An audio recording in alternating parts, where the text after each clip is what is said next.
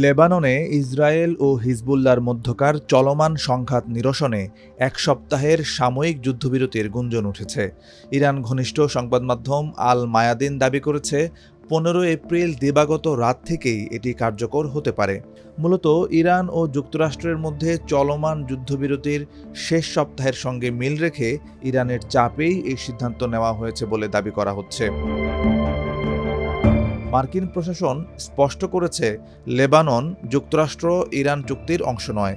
তবে মার্কিন president Donald Trump Israel ও লেবাননের মধ্যে শান্তি চুক্তির অংশ হিসেবে এই যুদ্ধবিরতিকে স্বাগত জানাবেন।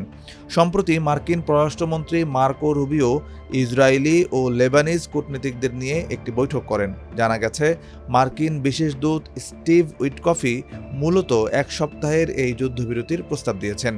ট্রাম্প নিজেও ইসরায়েলি প্রধানমন্ত্রী বেনিয়ামিন নেতানিয়াহুকে লেবাননে অভিযান কমানোর অনুরোধ করেছেন।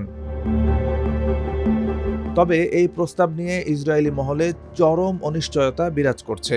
চ্যানেল 12 নিউজের মতে, ইসরায়েল এখনও কোনো চূড়ান্ত সিদ্ধান্ত নেয়নি। বৃহস্পতিবার রাতে ইসরায়েলি মন্ত্রিসভার বিশেষ বৈঠকে বিষয়টি নিয়ে আলোচনা হবে।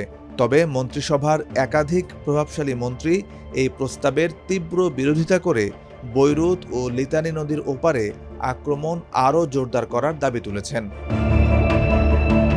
গত 2 মার্চ থেকে লেবাননে ইসরায়েলের প্রাণঘাতী হামলায় এখন পর্যন্ত 2124 জনেরও বেশি মানুষ নিহত হয়েছেন। বৃহস্পতিবার ইসরায়েলি মন্ত্রিসভার বৈঠকের পরেই স্পষ্ট হবে লেবাননে সাময়িক শান্তি ফিরবে নাকি সংঘাত নতুন মাত্রা পাবে।